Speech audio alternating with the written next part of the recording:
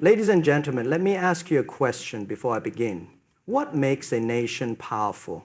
Is it its wealth, its technology, its armies, or is it the sacrifices, the resilience, and the courage of its people?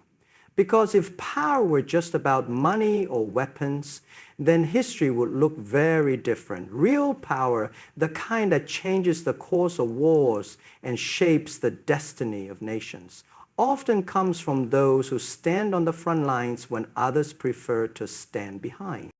Today, I want to talk about a country that has been underestimated again and again. Yet every time global powers face a crisis in this region, they cannot move forward without it. That country is Pakistan. For decades, whenever the United States military has spoken about strategy in South Asia, the first question has always been, what about Pakistan? Because no matter how strong America might appear, it has never been able to fight here without Pakistan's geography, Pakistan's bases, Pakistan's intelligence, and most importantly, Pakistan's soldiers who gave their lives by the tens of thousands. This is not just history, this is the present, and it is also the future. If tomorrow the US faces conflict with Iran, or new instability in Afghanistan, or the rise of dangerous militant groups, the one partner it will need more than ever is Pakistan. And this is not because of charity, but because Pakistan has proven time and time again that it is the backbone of any military reality in this region. But here is something even more important. While the world often talks about Pakistan as if it is just a tool for others, the truth is that Pakistan has the potential to redefine its own destiny. This requires leadership, vision, and courage from within. And one of the leaders who reminded Pakistanis of their strength, their self-respect, and their ability to stand tall before superpowers was Imran Khan. He made people believe that Pakistan is not just a helper for others' wars, but a nation that can set its own course. And that spirit is what the future of Pakistan must be built upon. So I invite you to stay with me till the end of this talk, because what you will hear is not just about America's needs, but about why Pakistan is and always will be the indispensable force in this region. Pakistan's geographic position is one of the most valuable strategic assets in modern geopolitics, especially for the United States military. Situated at the crossroads of South Asia, Central Asia, and the Middle East, Pakistan connects regions that are often the epicenter of global conflicts and power struggles. To the west lies Afghanistan, a country that has been central to America's longest war. To the south sits Iran, a state often at odds with the US interest. To the east is India, a rival power, aligned at times with Washington, but with its own ambitions. To the north, Pakistan borders China, America's primary competitor in the 21st century. This unique placement makes Pakistan not just a regional player, but a pivotal bridge for the US military strategies in both Asia and the Middle East. The reality of war is that geography often decides outcomes even before battles begin. For the US military, which operates thousands of miles away from home, logistics, supply routes, and access points are the backbone of any mission. Pakistan provides all three. During the war in Afghanistan, the United States relied heavily on Pakistan's land and air corridors to transport troops, weapons, and supply. Without access through Pakistan, sustaining operations in landlocked Afghanistan would have been nearly impossible. Even when relations between Washington and Islamabad were strained, American generals understood that no alternative route could match the efficiency and cost effectiveness of Pakistan's geography. Beyond Afghanistan, Pakistan's proximity to the Gulf makes it indispensable in any potential conflict with Iran. The Strait of Hormuz may be a global choke point for oil, but Pakistan's bases and territory offer the U.S. military crucial staging grounds and intelligence sharing capabilities. Similarly, Pakistan's border with China places it in a unique position in the emerging U.S.-China rivalry, as Washington looks for ways to contain Beijing's growing influence across Asia. What makes this geographic advantage even more significant is that it is irreplaceable. Other regional allies, such as India, Qatar, or the UAE, cannot provide the same combination of access to Central Asia, influence in Afghanistan, and closeness to Iran and China. Pakistan is the only country that sits at the intersection of these flashpoints, and history shows that whenever the US has faced a challenge in the region, it has turned back to Islamabad, sometimes reluctantly, but always inevitably. Pakistan's geography is not just a matter of location on a map. It is the foundation of why the US military continues to need Pakistan more than ever. When the United States engaged in wars in Afghanistan or against the Taliban, it was Pakistan that stood at the very front lines, carrying the heaviest burden of the conflict. While the US military had the technology, air power, and global influence, it relied on Pakistan to do the hardest work on the ground. Washington often preferred to stay behind the scenes, launching drone strikes or providing air support, but the physical battles, the direct face-to-face confrontations with insurgents were fought by Pakistan's soldiers.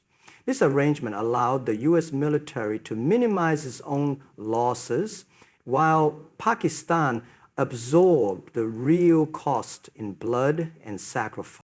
The global narrative often portrayed the United States as the leader in the war on terror, yet the reality was that Pakistan's army was the one fighting day and night in the rugged mountains, villages, and urban centers where militants operated.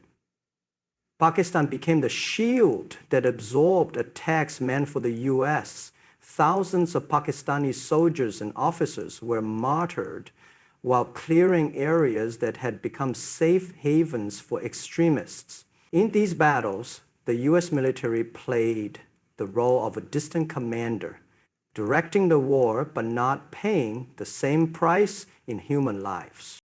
One of the clearest examples of this imbalance was during operations in the tribal regions. These were some of the most difficult terrains in the world, and they required not only advanced military skills, but also local knowledge, cultural understanding, and sheer bravery to engage an enemy that used guerrilla warfare tactics. The US military could not have succeeded in weakening the Taliban without Pakistan's direct intervention. Despite this, the sacrifices of Pakistan's armed forces rarely received the same global recognition that American efforts did. This pattern shows how central Pakistan is whenever the US decides to fight a regional war, whether in Afghanistan or in the broader fight against terrorism. Washington has depended on Islamabad to take the lead role in dangerous missions.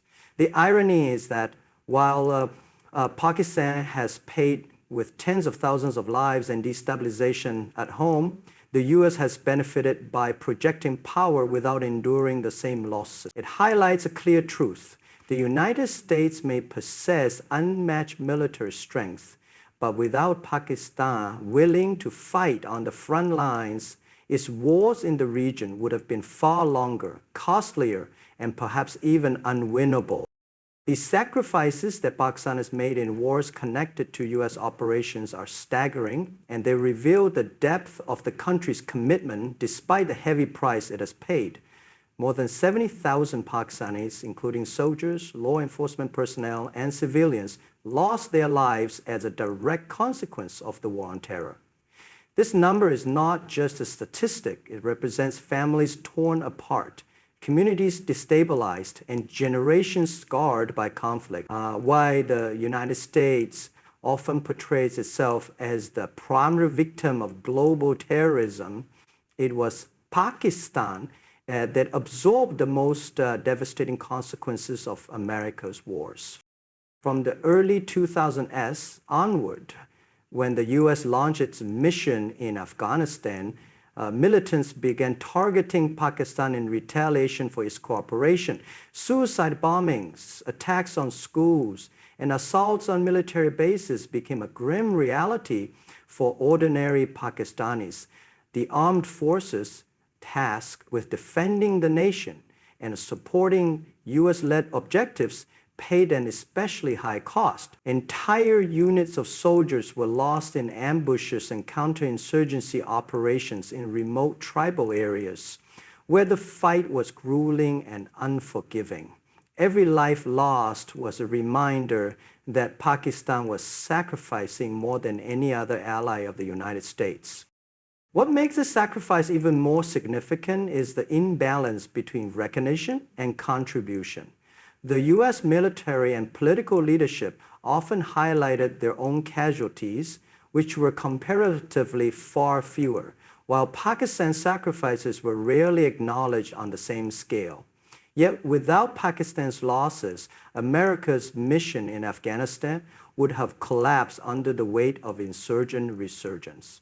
Pakistan's willingness to take on this burden allowed the US to operate from a safer distance, relying on Pakistani troops to confront the harshest realities of the conflict. Beyond the human toll, these sacrifices also came with enormous social and economic costs. Terrorism, fueled by the wars, devastated Pakistan's economy, scared away foreign investment, and created a climate of fear that affected daily life across the country. While American forces could eventually withdraw and return home, Pakistan had to live with the aftermath of the violence. It became both a battlefield and a frontline state, its people continuously paying the price for decisions made in Washington. The loss of over 70,000 lives remains one of the clearest testaments to the fact that Pakistan has been the backbone of America's war efforts, even if its sacrifices have too often been overlooked by the world. So one of the most crucial reasons the United States military continues to depend on Pakistan is the role the country plays in providing bases, logistics, and access to vital supply routes. For any modern military, especially one operating far from its homeland, logistics is the key to sustaining operations. The US has learned this lesson repeatedly in its involvement in Afghanistan and the broader region. Landlocked Afghanistan posed one of the most difficult logistical challenges for Washington. And Pakistan became the only reliable gateway through which supplies, weapons, food, and fuel could reach American troops. The Pakistan ground lines of communication, known as geolocks, carried the bulk of NATO supplies, while Pakistan's air corridors offered essential lifelines for the continuation of combat missions. Without this access, the US war effort would have been crippled. This dependence was not limited to supplies. Pakistan also allowed the United States to use its bases for intelligence gathering and drone operations, especially in the early phases of the war on terror. These bases gave Washington proximity to critical conflict zones, enabling it to strike swiftly at militant hideouts across the Afghan border. Even when tensions between the two countries rose, American officials privately acknowledged that there was no alternative to Pakistan's strategic geography and logistical support. Attempts to bypass Pakistan by using Central Asian routes or relying more on the Gulf states proved far more expensive, less secure, and politically unstable. The relationship also extended to intelligence sharing. Pakistan's intelligence services had decades of experience in the region and deep networks that no other US ally could match. This allowed Washington to conduct operations with a level of precision that would have been impossible otherwise. Many of the successes claimed by the U.S. military in counterterrorism were rooted in information and cooperation that came through Islamabad. What makes this even more striking is that while the U.S. benefited from these bases and logistics, Pakistan bore the brunt of retaliatory violence from militant groups. By providing access and cooperation, Pakistan placed itself directly in the line of fire. Yet, despite this cost, it continued to be the indispensable partner for the U.S. military. The truth is simple. When it comes to sustaining operations in South Asia and projecting power into the Middle East, no country provides the kind of logistical backbone that Pakistan does. And that is why the United States cannot afford to ignore its role. The relationship between the United States military and Pakistan has always been marked by a stark imbalance in costs and benefits.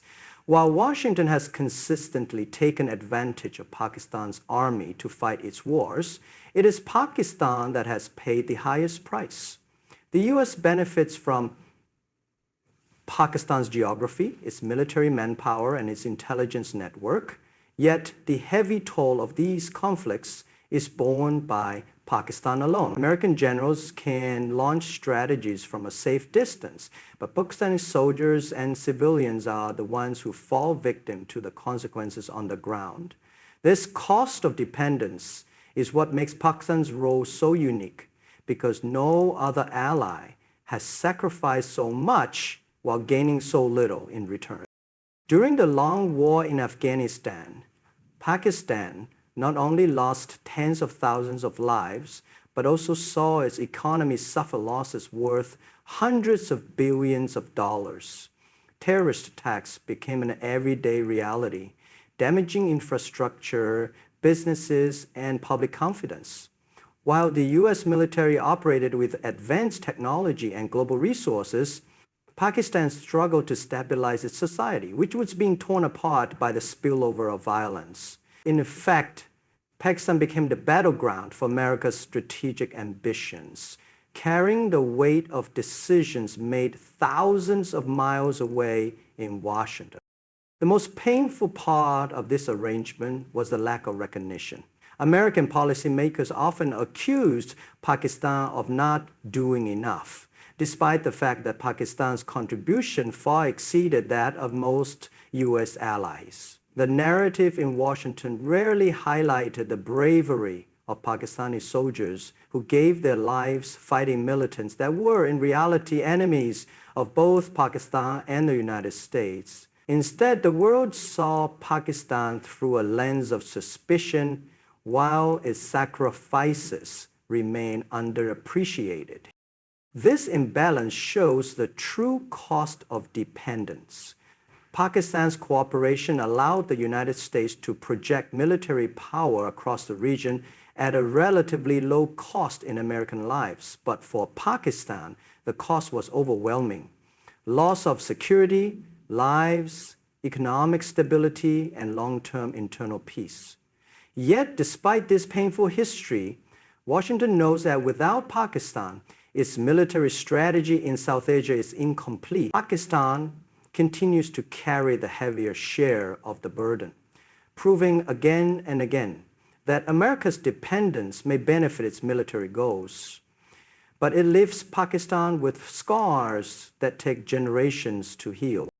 In any future conflict that the United States may face in the region, whether it is against Iran, within Afghanistan, or in the broader struggle against extremist groups, Pakistan will once again be the country that Washington turns to. History has already shown this pattern.